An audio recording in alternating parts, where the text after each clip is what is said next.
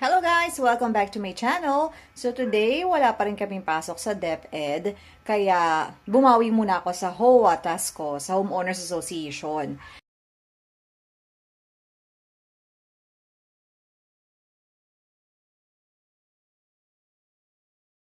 So, yun, kanina kagaling ko lang sa HOA, and dun na ako gumawa nung ibang ginagawa ko na mga grades ng mga bata. And yung edit ng PowerPoint presentation para sa mga ibang subjects na hawak ko. So, kanina HOTA, so pakita ko sa inyo yung pictures. Ayan, kasi Halloween party na namin next week. So, kaya nag-prepare na yung youth club, yung kakabuo lang siya na youth club namin dito para tumulong sa amin sa events. So, kasi ano din ako, part ako ng events committee namin.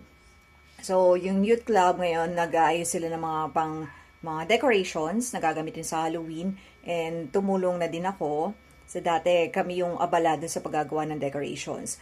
So, ang ginawa ko kanina, gumawa ko ng yung skull, pero hindi ko pa siya natapos. So, yun, iniwan ko muna dun sa HOA office. So, ngayon, ito yung ginagawa ko dito ako sa bahay. Ayan, nakikita nyo ba yan? Yung sa grading sheet ng mga bata sa class record. Then, ito naman yung binigay sa akin nung co-teacher ko na dating may hawak sa grade 4. So, kinuha ko sa kanya yung grades ng mga bata nung first grading. Kasi, syempre, kailangan ko siyang makuha para sa end ng school year, so makuha ko yung, yung average na grades ng mga bata. Yan, kasi nag-start lang ako na magturo, second grading na. Ayun. So, ano pa ba ang ginawa ko today? Ayun, yung PowerPoint, ito pakita ko. Okay. Yan natin, ito siya.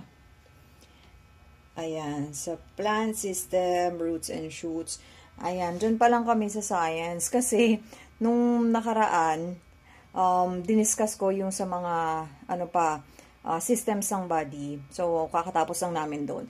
Kaya, next time, ito yung tuturo ko. So, kailangan natin siyang bilisan kasi medyo nahuhuli na tayo sa science subject.